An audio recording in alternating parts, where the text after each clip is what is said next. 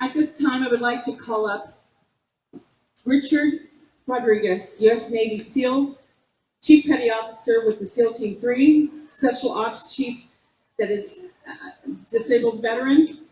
Rich continues to serve his community as a veteran service mentor at Embry-Riddle.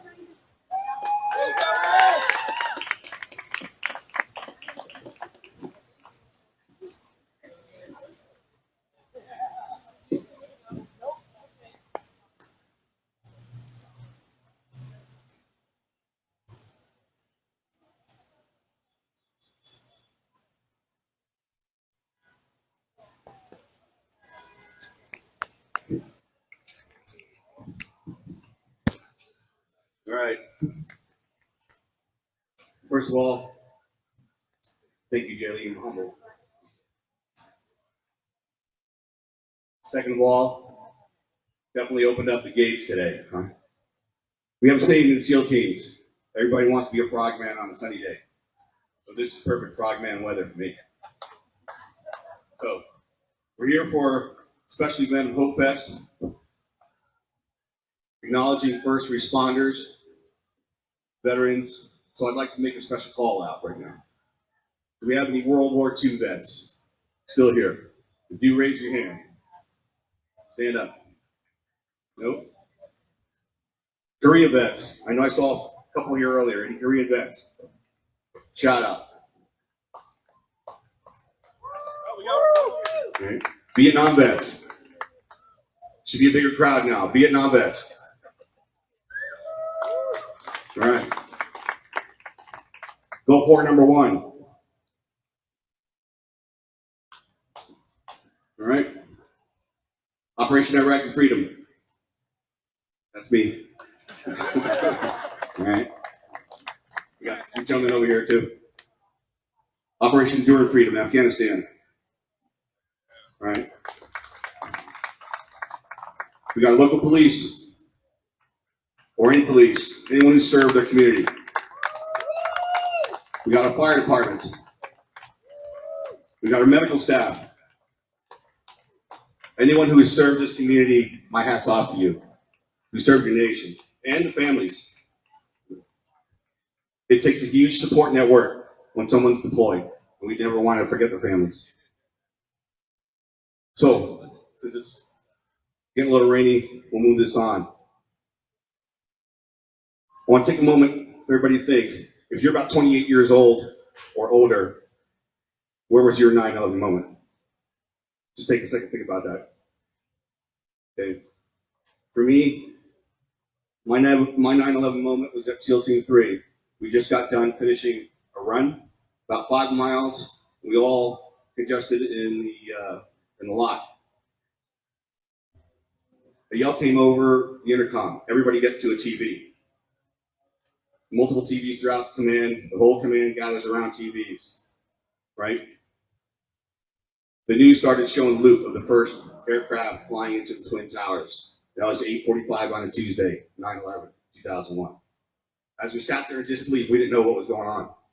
We didn't know if it was attack, if it was, pilot error, if it was a hijack. Nobody knew. But as we sat there and watched the news on live footage, we saw the second aircraft hit the second tower about 15 minutes later. At that time, the commanding officer and skipper, which we call in Navy, he's like, everybody go pack your stuff. We're going to war. He had that intuition. Throughout the day, we started packing. 15 minutes later, we get another call. Another aircraft just hit the Pentagon. Everybody was shocked. The mood was dense. Everybody was quiet. We continued to pack. We got another call over the intercom. There's another aircraft just down in the field of Pennsylvania. Right? Passengers took that one over, what they thought. That to me was my 9/11 moment. Right? That's what sticks in my head. Later on that afternoon, we had a call report to the airfield North Island, 3 o'clock in the morning. So at 3 o'clock in the morning the very next day, I was deployed with many other platoons from SEAL Team 3 and other SEAL teams out to the southwest to begin intelligence gathering, covert operations, all that. So within 24 hours after the Twin Towers hit, I was already in the air. Now, where does that bring us today? That, to me, was the second day that lives in infamy. Okay, everybody knows 9/11. That one instance created a ripple effect, not only throughout our nation, throughout the world, and in fact, many communities, even here in Prescott. At that same time, the nation bonded. Every window you saw a flag. Every building you saw a flag. On the TV you saw a flag. Americans were proud. At that same time was the first time the FAA ever shut down the entire country with flights. Okay. So as the buildings kept burning in rubble, America stood strong. Right. I'm going to fast forward that a couple years. Right. 2012. The embassy in Benghazi came under great attack. 4 Americans lost their lives. Ambassador, a security agent, and 2 Navy SEALs. Those 2 Navy SEALs were my friends. One of them was Glenn Doherty. The other one was Ty Woods. Glenn Doherty was part of your community. Glenn Doherty went to Embry-Riddle. Glenn Doherty graduated did 3 years at Embry-Riddle and then graduated online while he was in service. He enlisted to become a SEAL. I was one of his instructors in SEAL training. I deployed with Glenn Doherty about 7 times, Uzbekistan. He went to Iraq with me from the very beginning. I knew him personally. He was a good friend of mine.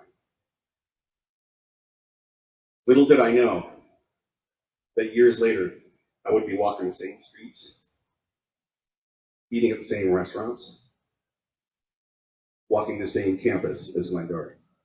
The SEAL that I trained, I now walked in his footsteps.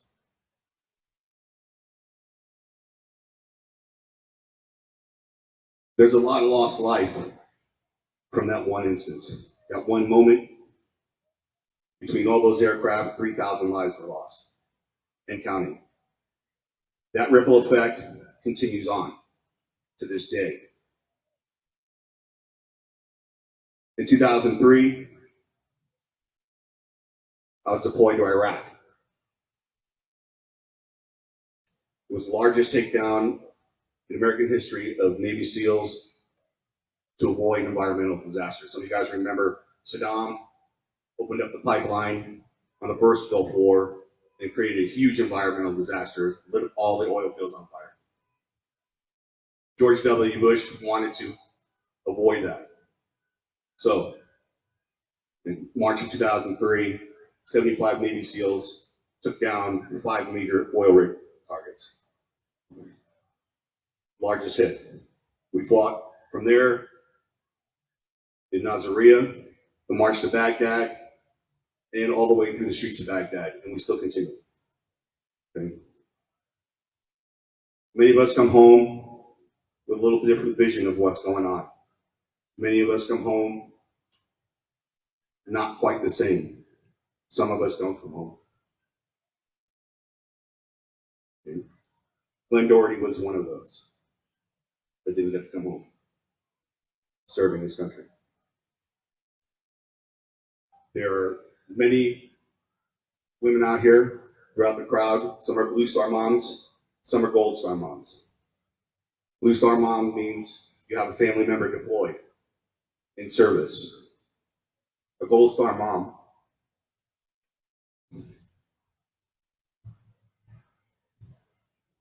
means you have lost. Jaylee,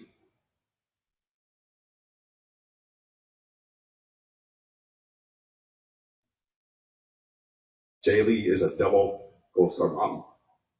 Has lost 2 sons to the war. However, there is a bright outlet to this. Because of that war, we have many volunteers Gentleman over here on the right. There's a couple people here from the Students Veterans Organization of Embry-Riddle. If this war had not gone on, I would not have met these folks that I mentor and work with. Outstanding gentlemen. That's the silver lining. Right? Many people have come from that war, used their educational benefits to Embry-Riddle, but they're quality people. They've served our country. They have felt the pain. I stand in awe of that. So with closing, it's Matthew 5:3, I believe it is. Blessed be the peacemakers, because they are the children of God. All you who have served are the peacekeepers.